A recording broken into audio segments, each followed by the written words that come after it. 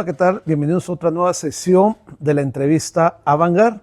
Y hoy pues tenemos a un gran invitado, a un gran amigo, un extraordinario saxofonista de jazz, al maestro Juan Alzate. Máster, bienvenido. Muchas gracias, Lalo, por la invitación. Muchas gracias y bien, les voy a leer un poco del currículum del maestro Juan Alzate, poco porque no podemos pues hablar demasiado porque se nos va el tiempo del currículum del maestro. Él es el maestro Juan Alzate Núñez. Le he preguntado si somos parientes o quién sabe. Pues quién sabe, porque además estábamos punto a punto. Punto a punto, pero bueno. Es uno de los saxofonistas más destacados del jazz mexicano contemporáneo y un formador clave de nuevas generaciones de músicos en México y Latinoamérica. Con una sólida formación académica en instituciones como Berklee College of Music y una activa carrera como intérprete, compositor y docente. Alzate ha desarrollado una voz propia dentro del jazz, ha impartido clases en importantes centros educativos y ofrecido clases magistrales y conciertos en varios países. Ha colaborado con reconocidos músicos internacionales como Paquito de Rivera, Antonio Sánchez y Marc Levine. Y cuenta con una discografía de 10 álbumes que reflejan su evolución artística. Fundador y director del Jaztival desde 2003, ha sido fundamental en la promoción del jazz en la región, allá en Michoacán. Su trayectoria incluye presentaciones en diversos países y escenarios prestigiosos, consolidándose como una figura central del jazz en México por su excelencia artística, labor educativa y compromiso con la difusión cultural.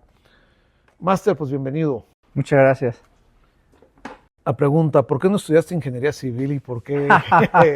Bueno, ingeniería civil porque soy malísimo con los números, pero en realidad mi perfil más bien iba para ser abogado. ¿A poco? Sí. En la Universidad de Michoacán yo estaba estudiando el bachillerato de Derecho y Filosofía, que en esa época ya te perfilaban hacia lo que tú querías ir, ¿no? ¿Qué es el bachillerato en humanidades, no? Ahora es en humanidades, con terminal tal vez. Con terminal en... Ajá. En aquella época, pues ahora sí que en el siglo pasado, sí. El bachillerato era de 2 años. Sí. Entonces ya perfilado a Derecho y Filosofía y con entrada directo o a Filosofía o a Derecho. Ya una vez que concluí eso, pues ya me hice una autorreflexión muy seria sobre qué quería seguir. Yo desde los 14 años ya también había entrado a la universidad, allá en Michoacán, a la Escuela de Bellas Artes. Estudiando saxofón y todo esto, ¿no? Pero yo empecé a estudiar saxofón y música porque yo siempre quise ser jazzista. Desde los 8 años ese era ya mi camino, pero pues también entendí muy claramente que antes de ser jazzista o rockero o lo que fuera, primero había que ser músico. Claro, entonces, como debe ser. Entonces entré a la facultad, obviamente mi familia sí tenía como amplias esperanzas que yo estuviera en el ámbito de la abogacía, ajá, porque había esos perfiles en la familia, y pues sí, para ellos fue una súper decepción, pero ni modo, yo decidí tomar otro camino, y eso lo agradezco muchísimo que en la vida se me haya atravesado un saxofón. Fíjate que hay una cosa muy importante, eso para que lo vean todos los papás. Yo siempre lo he dicho, y cuando fui director de la Facultad de Bellas Artes, si piensan que estudiar una carrera en arte sus hijos van a morir de hambre, están equivocados, para empezar. 2, los hijos deben de estudiar lo que les guste, no que los papás crean conveniente que un hijo debe de estudiar, ¿no? Así en ese es. sentido. La otra cosa muy interesante, cuando estás estudiando el saxofón y quieres ser jazzista, nos enfrentamos con un México donde no había, así es, ni por error, alguna escuela que enseñara jazz.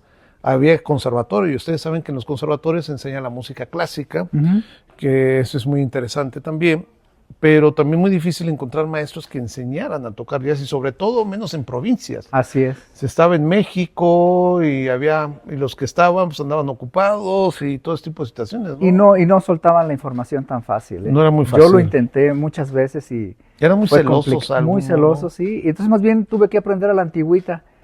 Escuchando y copiando. Esa era la Fíjate que una vez yo, como Eugenio Toussaint, lo vi en un concierto y dije, oye, Eugenio, pues quisiera, ¿me podrías dar clase? Y me dice, ay, Eduardo, dice, fíjate que yo nunca tuve maestro, ¿sabes leer inglés? Dije, no, le digo, pero busco quien me traduzca. Dice, a ver, te paso este libro, cópialo. Y de ahí yo aprendí. Eso me lo dijo Eugenio, ¿no? Sí. Y entonces, ahí, porque era muy difícil, máster. Entonces, empiezas a hacer música clásica, me imagino. Sí, claro.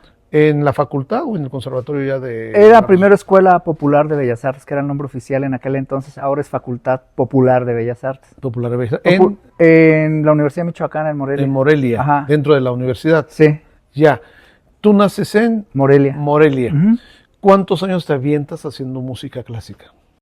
Bueno, los 4 años, que era lo que era la carrera, y luego, después de eso, hice un año de composición en el Conservatorio de las Rosas, cuando todavía era un conservatorio más enfocado hacia la música religiosa. Sí. Y que hacían el método de armonía de Bernal Jiménez y tal, ¿no? Sí. Pero, como yo siempre tuve la inquietud del jazz, entonces yo cumplía, digamos, pues, los parámetros que me exigía la escuela, pero yo por fuera buscaba a quién me enseñara jazz.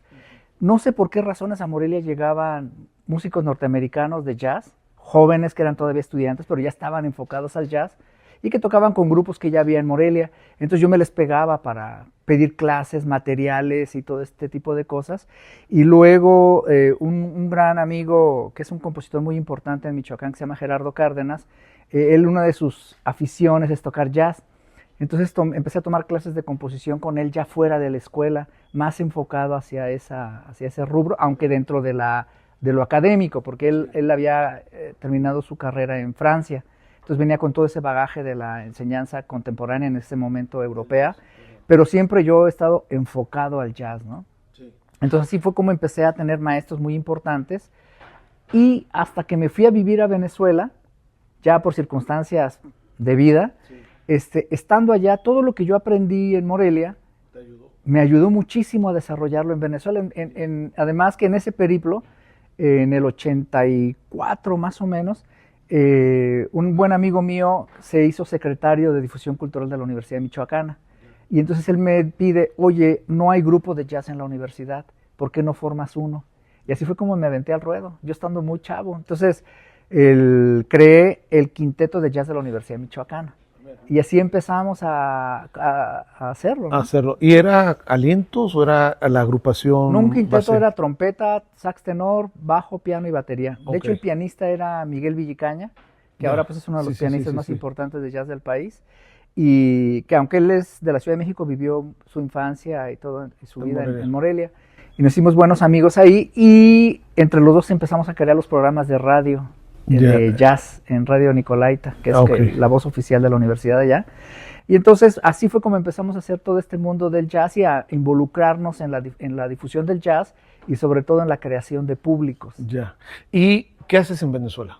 En Venezuela yo me fui por cuestiones personales, porque me casé con una venezolana en ese momento. Entonces nos fuimos a vivir allá, y yo al llegar me acuerdo que ella me dice, hay un club de jazz muy bueno, que yo ya conocía, pero había otro donde yo me acerco a los músicos, que a mí me sorprendió la calidad y el nivel de música que había allá. Entonces yo me acerco y les digo, oye, ¿dónde puedo comprar un saxofón y tal? Porque yo tenía ganas ya de cambiar el que yo tenía. Sí. Y entonces me escucha uno de los músicos y me dice, ¿tú tocas saxofón? Y le digo, sí, es que estoy en una agrupación experimental y no sé qué, y pues necesitamos a alguien que toque Alientos, porque el músico que tocaba cuando ya se fue. Sí. Entonces me muestra y me dice, es experimental, y yo pensé que era como free jazz, avant-garde, ¿no? Y entonces resulta que cuando me pone en aquel entonces un cassette para escuchar el grupo en el sonido del club, me quedé impresionadísimo del grupo, porque era un grupo que fusionaba lo que en aquella época estaba de moda de Chick Corea Electric Band, que era como jazz. Ándale, como ese tipo de onda, pero con ritmos venezolanos, afrovenezolanos. Ah, mira, interesante. O sea, combinaron lo caribeño con el fusion jazz. Entonces así yo me quedé impresionado, y resulta que el director de esa banda era de origen michoacano. Era de Venezuela, pero de origen michoacano. Entonces me invitan, digamos, paso el examen, y yo cuando empiezo a tocar con ellos, yo escuché una sección rítmica ya hiper profesional que yo me quedé impresionado. Dije, no, esto nada más lo escucho en los discos, ¿no? Sí. Entonces a partir de ahí, y esto, como era un grupo muy conocido y además era muy famoso en el mundo de la música venezolana, de que era un grupo integrado por virtuosos, entonces esto me dio así como cierto prestigio de, integraron a un músico mexicano, y además pues yo hiper desconocido. Sí.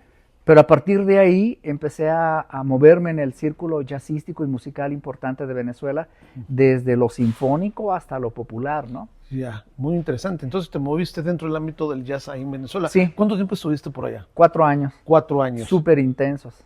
Y de ahí fuiste, ¿cómo acabaste en Berkeley? Bueno, en el cuarto año de mi vida en Venezuela es cuando vienen los golpes de estado de Hugo Chávez. Ya. Entonces esto generó una desestabilización tremenda en la vida Diaria, pues, cotidiana. general, ¿no? Ajá. Desde que no había dinero, violencia extrema, que ya la había, pero muchas cosas. Entonces llegó un punto en que yo ya no tenía trabajo, ya no tenía ni dónde vivir ni nada, porque Ok. mi plan era quedarme en Venezuela y ya no venir más. O sea, ¿te afectó todo ese movimiento? Me afectó así muchísimo. del Entonces mi chavismo? familia me dice, oye, ¿qué haces allá? Estás nada más corriendo riesgos y acá tienes tu casa, acá está la vida más tranquila. Ujú. Y dije, pues sí, y me regresé. Entonces mi idea era, al regresar aquí a México, era quedarme un mes sabático en Morelia, Sí, en lo que se me bajaba la tensión, sí. e irme a la Ciudad de México. Y yo decía, no, yo necesito smog, necesito presión, necesito ciudad, ¿no? Pero yo fui a saludar al director del conservatorio en ese momento, el que había sido mi maestro, Gerardo Sí. Cárdenas, y le digo, oye, ya me voy a quedar aquí en Morelia, y ya. Me dice, ¿de verdad ya no te vas a ir? Le digo, no, bueno, no es, ya no me voy por lo pronto, ¿no? Y me dice, ¿por qué no empiezas a dar clases aquí? Porque necesitamos un maestro de saxofón, tenemos alumnos, pero no tenemos maestro. Ajá. Y eso fue lo que Te retuvo. me retuvo en Morelia, lo cual agradezco mucho Sí. porque me dio otro tipo de experiencia y pude hacer otra serie de cosas. Ajá. Y resulta que en ese mismo año se abren las becas en el estado para artistas. Sí. Era la primera generación. Ajá. Y entonces yo apliqué para hacer un disco, Ya. que es lo que es mi primer disco. Ajá. Y entonces un amigo de los becarios, que es el que había sido secretario de difusión, como Sí. era poeta, él también tuvo una beca. Sí. Entonces me dice, oye Juan, en la Ciudad de México vi esto, y me da un recorte de periódico donde el Instituto Internacional de Educación de Nueva York ofrecía becas para músicos mexicanos, y entre Ya. ellas el jazz. Ya.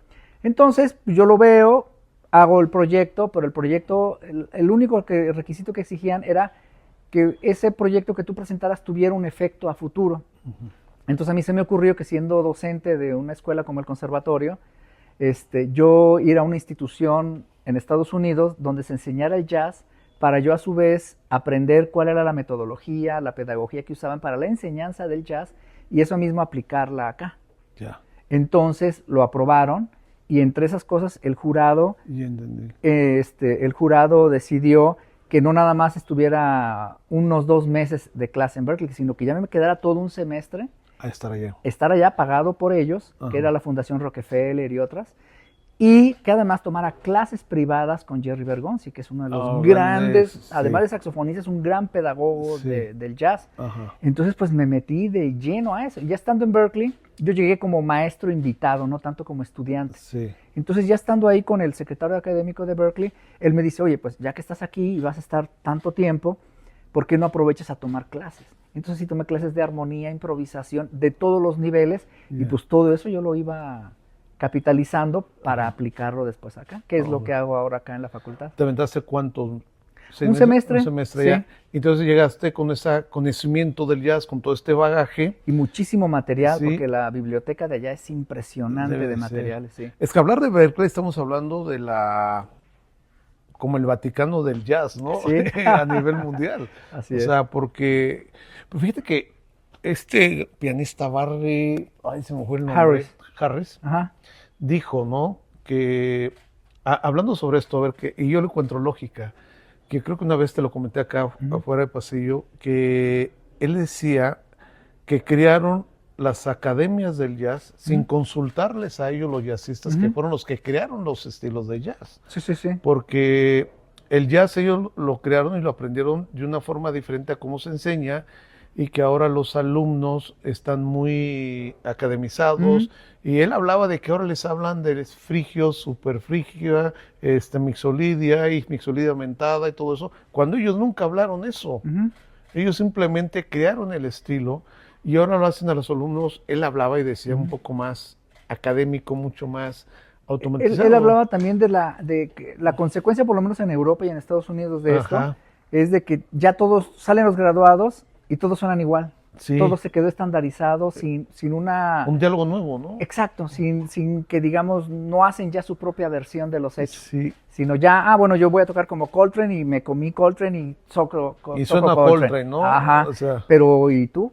sí. Porque una cosa es aprender y conocer, y otra cosa es ya expresarte por ti mismo, ¿no? Pero suena lógico, porque ellos, cada uno, si hablamos de los grandes, ¿no? De Louis Armstrong, Lester Young, si quieres, Charlie Parker, Dixie, John Coltrane, Miles Davis, todos, ellos crearon un nuevo estilo de jazz sin ir a estudiar a ninguna escuela. En ninguna escuela, ¿no? Claro. Sí, y el ejemplo cuando Miles Davis se junta con Herbie Hancock, con John Coltrane, con Ron Carter, y no recuerdo el parcerito de aquella agrupación, Pues había varios, Jimmy Cobb, Tony Williams. que en el momento ellos agarran, a ver, tócale sobre esto y van creando un jazz y una función totalmente diferente. Bueno, ¿no? cuando una de las mejores experiencias que yo he tenido como músico es haber tocado y grabado con Mark Levine, que es el que escribió la Biblia del jazz, ¿no?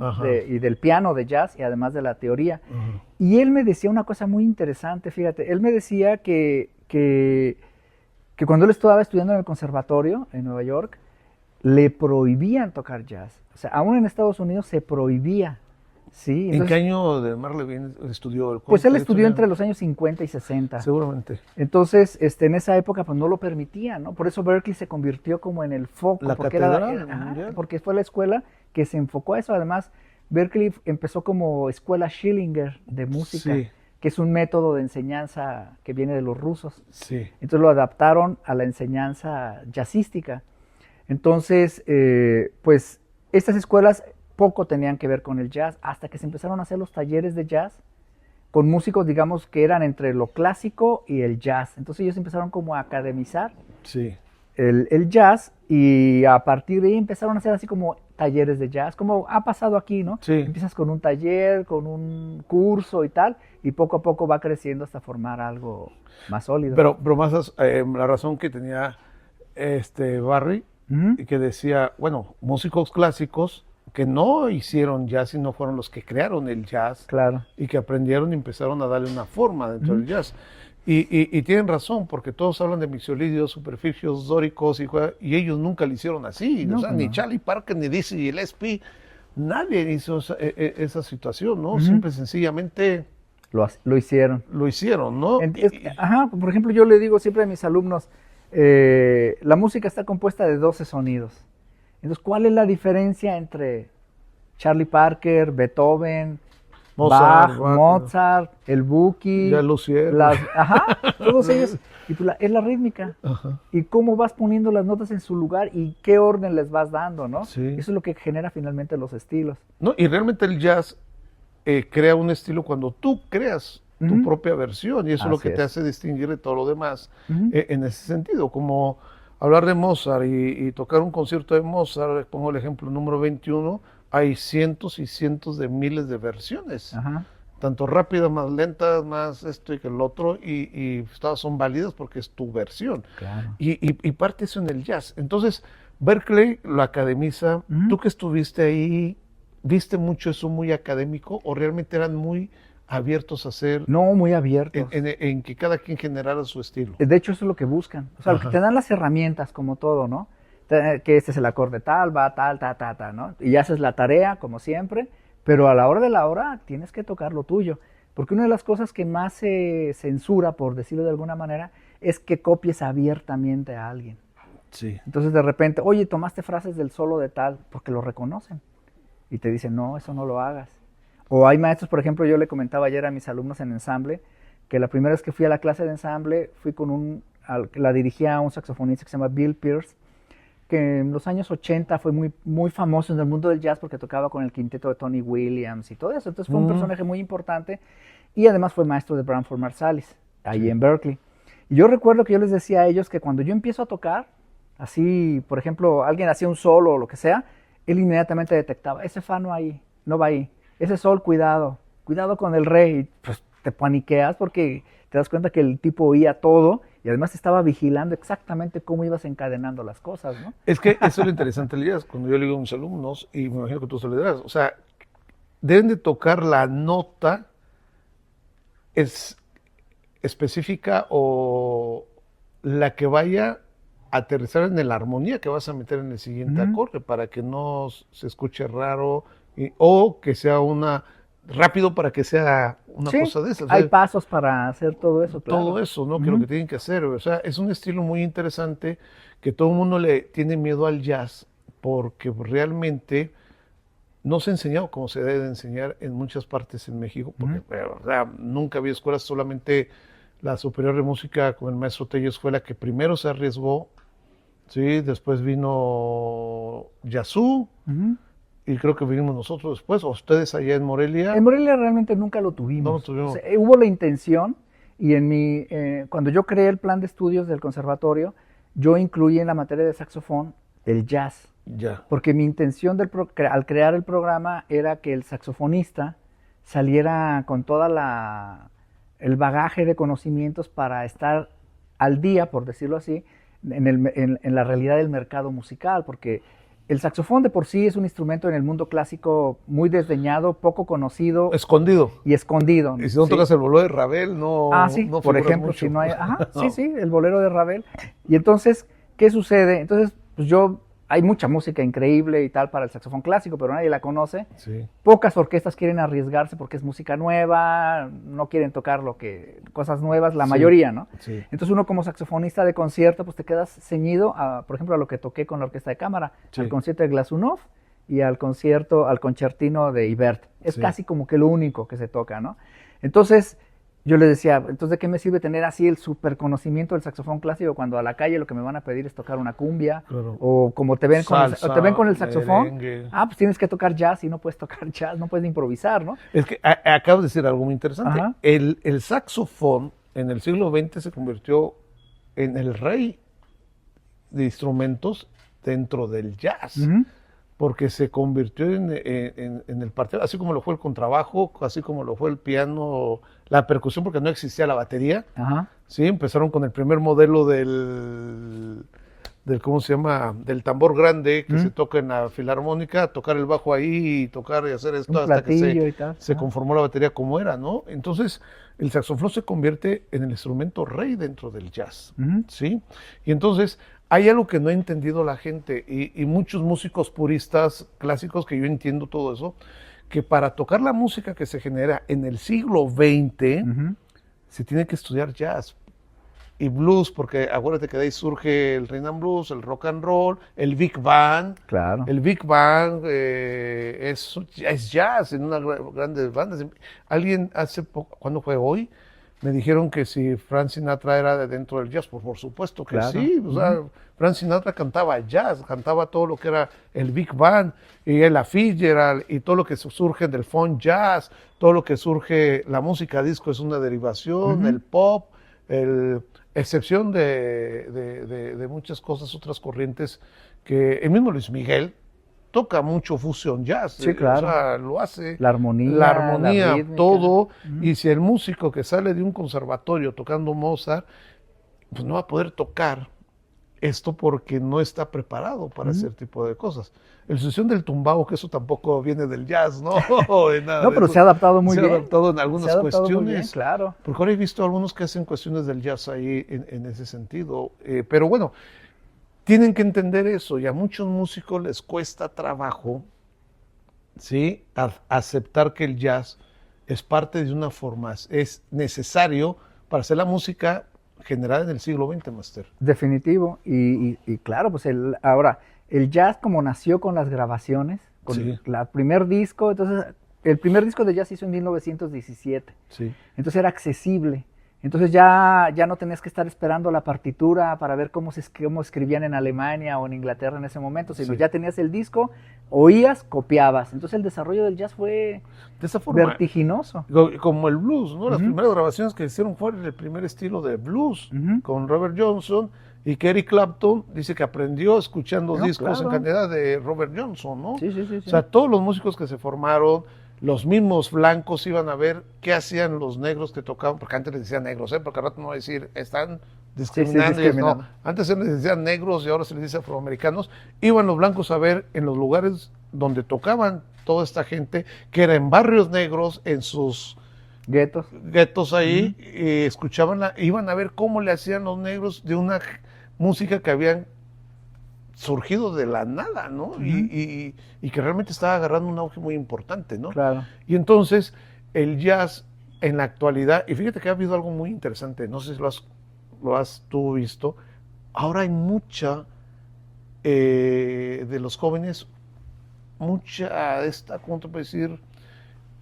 Ganas de querer aprender jazz. No sé si lo has notado, No, sí, que hay sí. muchas agrupaciones en la actualidad que están haciendo mucho jazz, ¿no? No, claro, es que creo que el jazz te da, independientemente de las herramientas intrínsecas musicales, te ayuda mucho al desarrollo de tu creatividad. Y creo que eso es una cosa que es inherente al humano, pues. Sí, claro. Entonces, cuando tienes la oportunidad del jazz, pues, ¿qué pasa? No nada más te da la oportunidad de desarrollar tu creatividad, sino también te da a desarrollar herramientas sociales. Como tienes que trabajar siempre en ensamble, o sea, la mejor enseñanza del jazz es con ensamble. Tú tienes que compartir pues espacio con otro músico, otra persona, tienes que oírlo necesariamente, tienes que compartir la música y además como el hecho de que cada quien va creando un lenguaje o si quieres un discurso, Sí. cada quien da su versión de los hechos, como yo le digo, Claro. al hacer sus solos, pues tú como músico involucrado tienes que estar pendiente de cómo es la versión de cada quien para tú asumir la tuya. Claro. Entonces, eso obviamente desarrolla oído, desarrolla comprensión, desarrolla hasta tolerancia. Pero acabo de decir una palabra muy interesante. Ajá. El cuarteto de jazz en algunas empresas se pone como el mejor ejemplo de trabajar en equipo. Porque tú lo acabas de decir, cuando uno toca jazz, se toca el tema y después empiezan las improvisaciones y cada quien va confiando en lo que cada uno de sus compañeros va improvisando en el momento. Exacto. Además también como la psicología de la improvisación, por decirlo Sí. de alguna manera, en un cuarteto de jazz, como bien dices, es como si en el centro se pusiera un tema al cual vamos a platicar, no sé, no sé, Sí. suponiendo el transporte público. Entonces, ese es el tema, que sería Sí. la pieza X. Entonces, cada quien va a hablar su experiencia, su vida tal, de cómo la pasa con el transporte público. Claro. Y en la manera en que tú dices y articulas tu forma de hablar, entonces yo sabré si conoces del tema, cómo es tu vocabulario, hacia dónde vas, si me convences o no, o dices puras tonterías. Ajá, claro. Entonces todo eso, evidentemente, eso es lo que pasa en un grupo de jazz. Sí. Tú puedes ser alguien cuando inmediatamente a las 3 notas tú dices, este sí toca. Sí. O otro decir, ya basta, ¿no? Sí, no vas por ahí. No es por ahí. Entonces son esa serie de cosas que lo que me hace a mí súper valioso y súper interesante de este mundo jazzístico. Y creo que ya está influyendo poco a poco en la música académica, en ciertas cosas, no nada más en la cuestión de la creatividad. Por ejemplo, lo que tú dices ahora, cada quien ya es obligado a hacer su versión, Sí. aún en el mundo clásico. Sí. Muchas articulaciones de los instrumentos de aliento ya va involucrada cómo se articula en el jazz, ya no tanto en el clásico. ¿Por qué? Porque en el jazz hay tanta variedad de efectos, sonidos, que pues digamos vienen retroalimentados de la música contemporánea, si tú quieres, pero en el jazz como que se abordan de una manera muy musical, muy expresiva, y que eso de alguna u otra manera va influyendo en el mundo académico contemporáneo. No, por supuesto, y que realmente el jazz toma una fuerza tan relevante que yo creo a mitad del siglo XX en cuestión de aprenderlo, y que ahorita hay una hambre de muchos chicos, quiero hacerlo porque me interesa, y que realmente, pero vuelvo a insistir, hay muchos maestros que están rejegos a hacer un cambio, ¿no? Porque están muy cómodos y el miedo a generar ese cambio pues no les permite tampoco a ellos evolucionar, sino que les gusta quedarse estancados, pero sí estar En lo mismo. en lo mismo, ¿no? Bueno, ese es desafortunadamente mucho del pensamiento social en cuanto al respecto al conservadurismo, ¿no? Que Sí. afecta en cuestiones de otro tipo.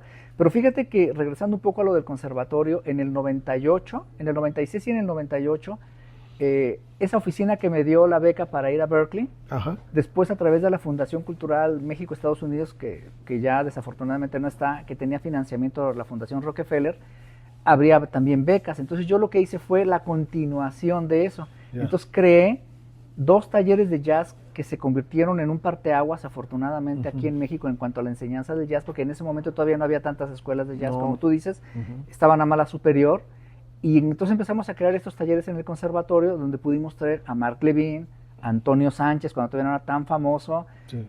Bruce Foreman, John Benítez, que eran grandes jazzistas de ese momento, y esto sirvió de base para el jazz sub y para lo que se hizo en Veracruz. Ya en Michoacán, desgraciadamente, no lo pudimos continuar, pero varias de las personas que vinieron a tomar el curso lo empezaron a llevar a Veracruz y esto sirvió de base para crear posteriormente lo que la Universidad Veracruzana Que hizo tuvieron allá. esa visión también, ¿no? Exactamente, que tuvieron la visión y el apoyo.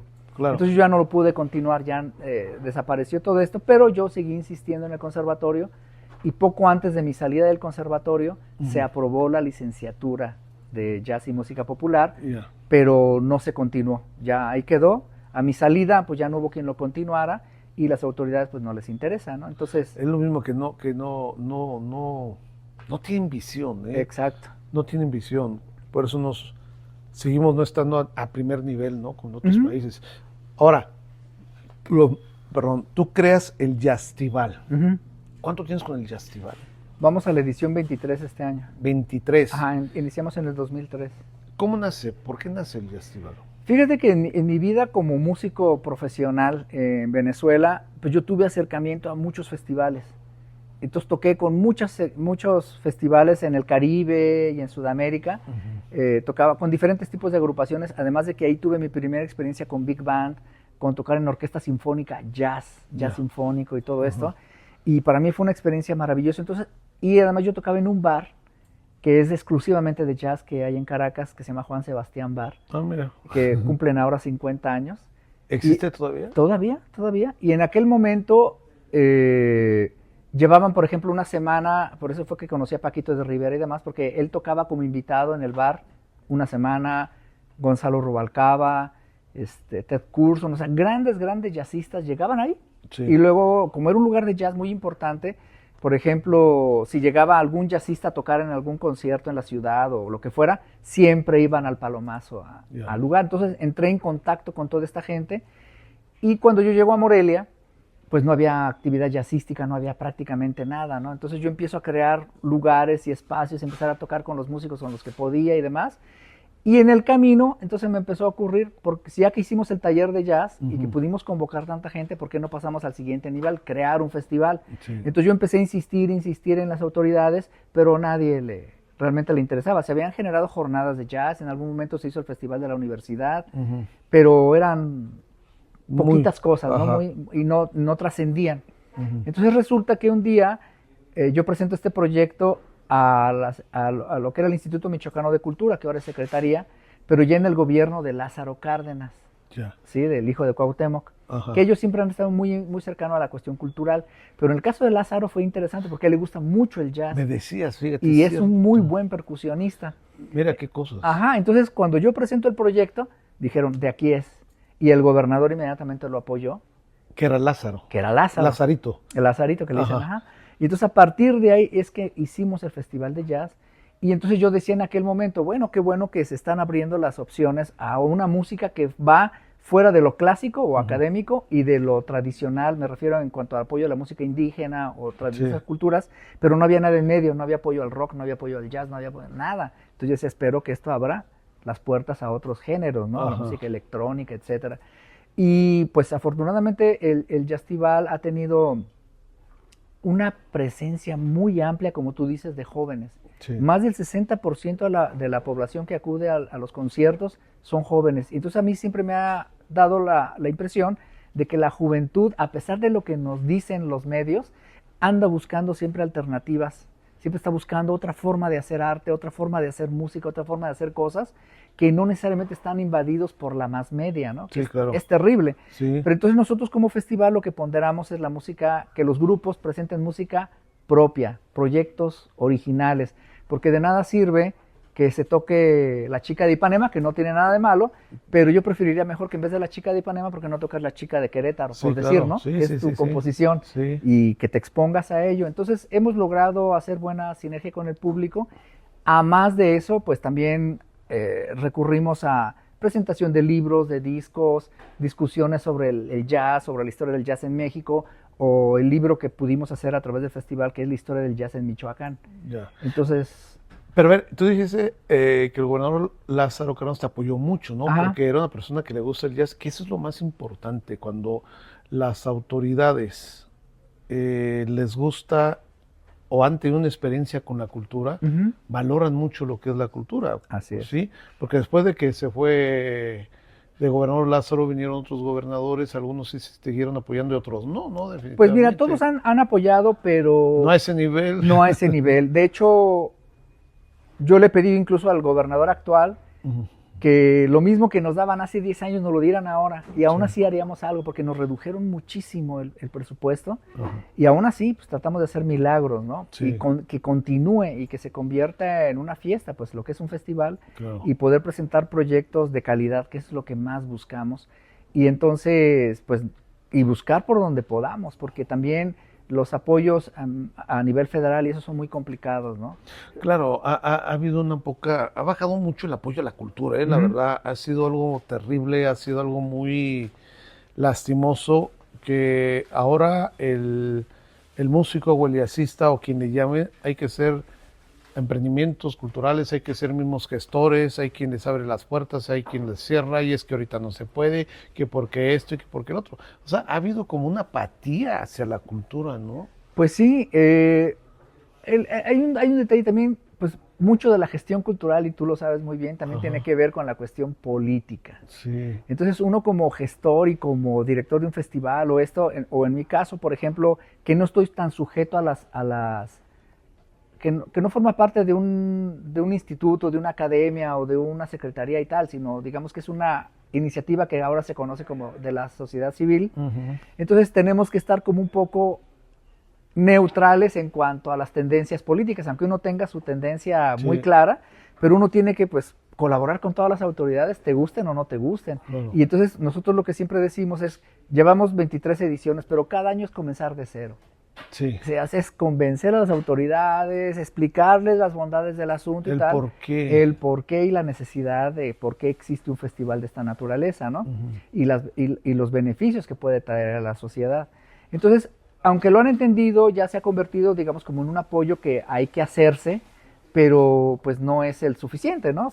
Sí, porque no tienen la visión, decir, Ujú. a ver, si se hace, pues a ver, nomás diles que hay eso y a ver qué hacen ahí, ¿no? Así es. Pero si hay otros festivales, yo me acuerdo que vean, o sea, hay una feria, paguen de 500,000 pesos al artista fulano de tal, porque ese es o sea, Bueno, eso, es lamentablemente lo que pasa. sí, por ejemplo, hace poco, hablando con las autoridades allá, yo les digo, si tú me dieras lo que le das a pagas una a Julián Álvarez, Ajá. con la mitad me conformo, haríamos el mejor festival de jazz de América Latina. Sí, porque hay músicos, que tenemos amigos que simplemente le entran, ¿no? Y todo eso. Ujú. Como ahora el que hicimos en convenio con la La Secretaría de Cultura aquí Ajá. del Estado, con la decía Ana Paula, me dijo, oye, ¿por qué no fusionamos el jazz de la universidad contigo? Y que ella confió mucho en poder hacer esto. Hicimos un muy buen festival Sí. trayendo gente muy importante con un presupuesto bien, ¿sí me Ujú, explico? O sea, ujú.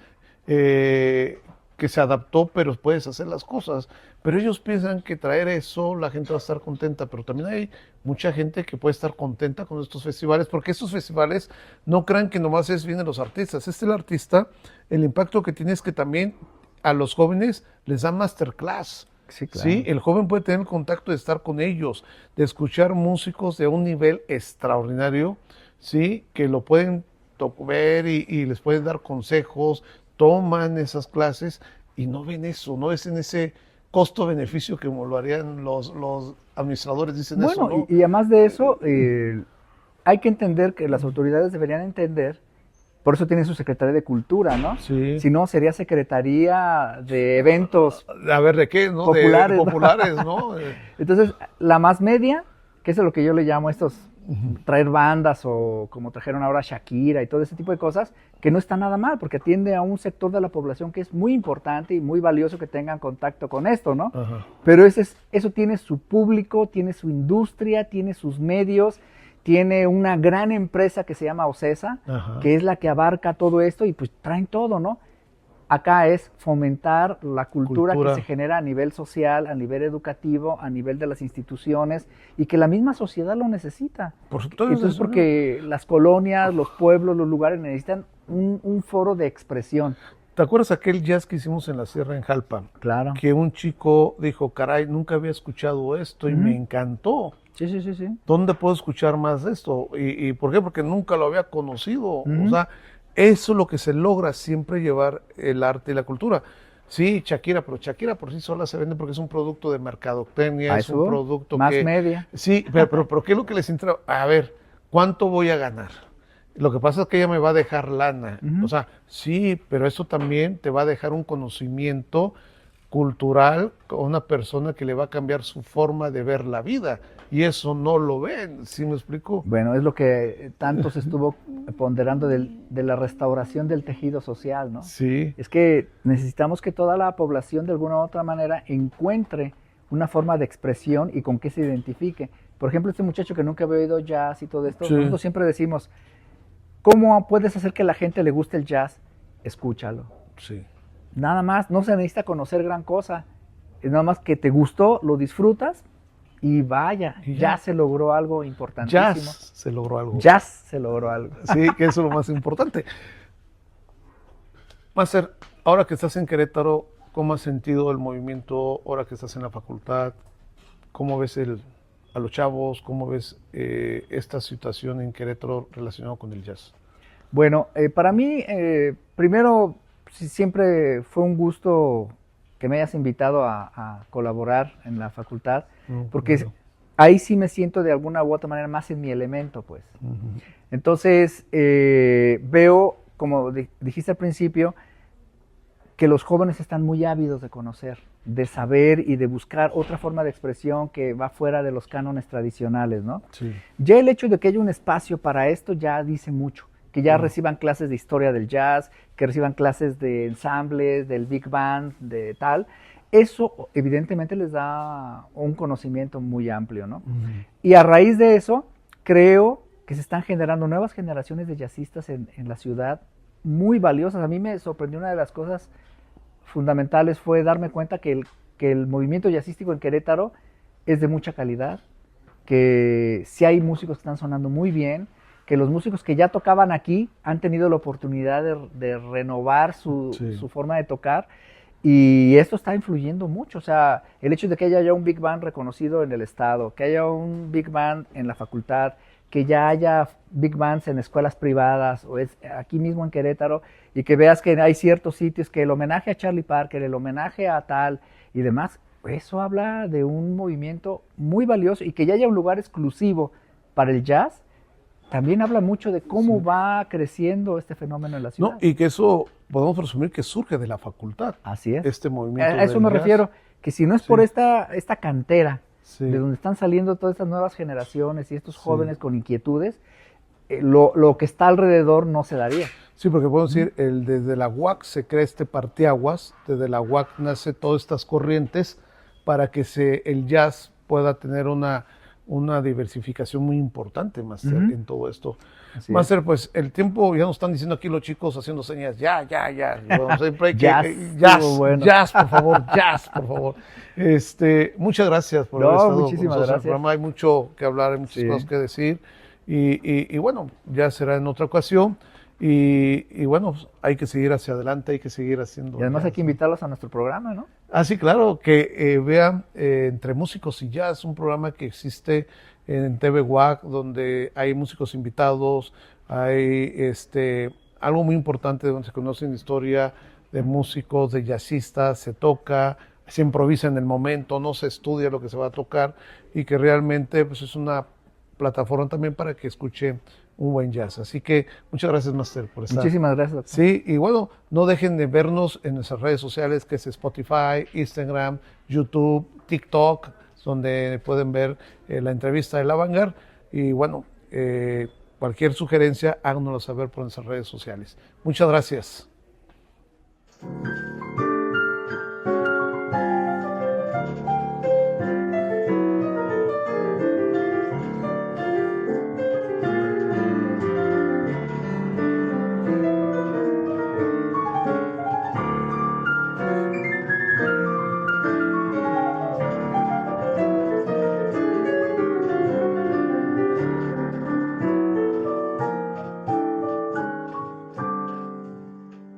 Esta es una producción del Centro de Estudios Críticos en Cultura Contemporánea de la Secretaría de Extensión y Cultura Universitaria para la Universidad Autónoma de Querétaro.